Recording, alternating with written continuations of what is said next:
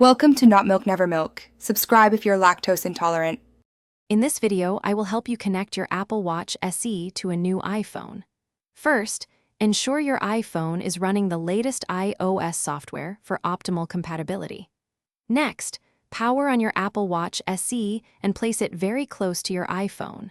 Your iPhone should then display a prompt asking if you want to pair the devices. Tap Continue to begin the simple setup process. Once the prompt appears, position your Apple Watch SE within the viewfinder on your iPhone screen. This will automatically pair the two devices. You'll then have the option to set up your watch as a brand new device or restore it from a previous backup. Carefully review and accept the terms and conditions to proceed with the connection. Now, you'll be prompted to sign in with your Apple ID. This step is crucial for enabling features like Apple Pay and syncing your health data. You can also choose your preferred wrist for wearing the watch and adjust the text size to your liking. Finally, select which applications you wish to install and begin transferring your personal information.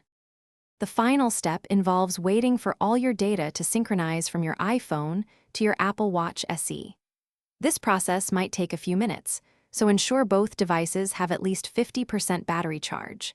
If you encounter any issues during setup, a simple restart of both your iPhone and Apple Watch SE often resolves common connection problems, getting you ready to enjoy your new setup. Thanks for watching. If this was helpful, leave a like and consider subscribing. See you next time.